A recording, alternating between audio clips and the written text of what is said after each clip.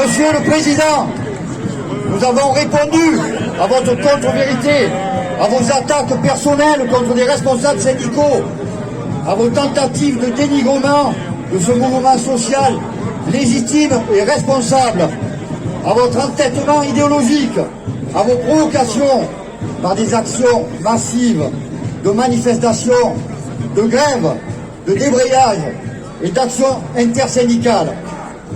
Vous n'avez ni souhaité recevoir les organisations syndicales, ni entendre leurs propositions sur votre contre-réforme des retraites.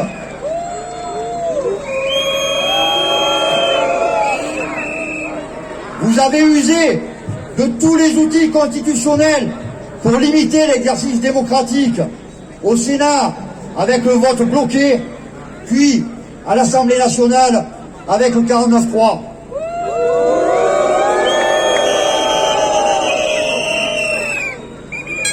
Pensez-vous sérieusement que l'exercice du pouvoir d'un pays démocratique peut se réduire à enjamber le Parlement et les organisations syndicales et tenter de manipuler les esprits? Nous ne sommes pas dupes. Nous sommes tous et toutes convaincus que cette réforme est totalement inutile et injuste, mais qu'en réalité, et vous l'avez reconnu, vous ne faites que suivre la feuille de route dictée par les marchés financiers.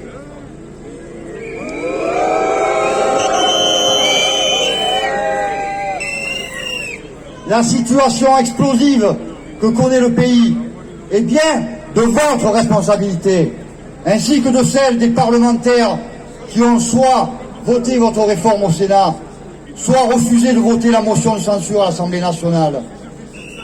Les dérives autoritaires du pouvoir, dénoncées par Amnesty International, le syndicat national de la magistrature, la Ligue des droits de l'homme, des parlementaires suisses ou encore le Conseil de l'Europe, ne sont qu'un aveu de faiblesse supplémentaire d'un pouvoir aux abois, à qui il ne reste comme seule arme que la répression.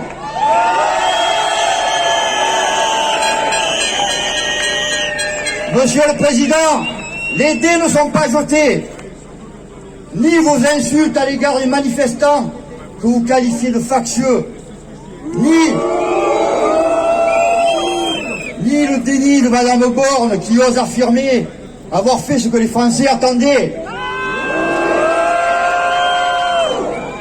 ni les tentatives de clivage du ministre Darmanin ou encore d'intimidation du ministre Dussopt qui organise la répression syndicale.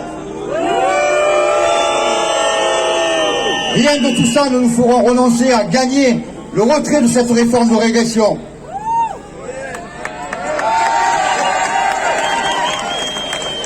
Le Conseil constitutionnel doit encore étudier le texte de loi et les organisations syndicales et de jeunesse lui adresseront des contributions expliquant notre rejet de ce texte. Nous allons par ailleurs demander publiquement une consultation citoyenne. Des parlementaires ont transmis au Conseil constitutionnel un projet de référendum d'initiative partagée auquel nous sommes prêts à y prendre toute notre place. Chers camarades, nous ne pouvons pas perdre ce combat, car en cas de défaite, le gouvernement s'attachera à démanteler méthodiquement tous nos acquis sociaux. Déjà, les rapaces de McKinsey pointent leur griffe vers les organismes de sécurité sociale.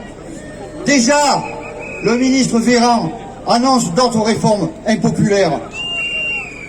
Désormais, notre combat ne se limite plus au simple rejet de cette immonde réforme des retraites, car symboliquement, c'est aussi celui de la défense de la démocratie et de notre État social, hérité du Conseil national de la résistance.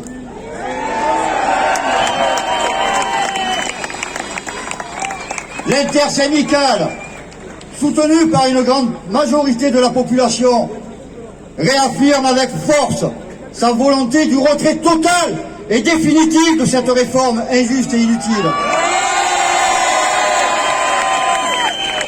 Dans l'attente, nous appelons donc l'ensemble des travailleuses et des travailleurs des jeunes et des retraités à continuer à se mobiliser jusqu'au retrait du texte.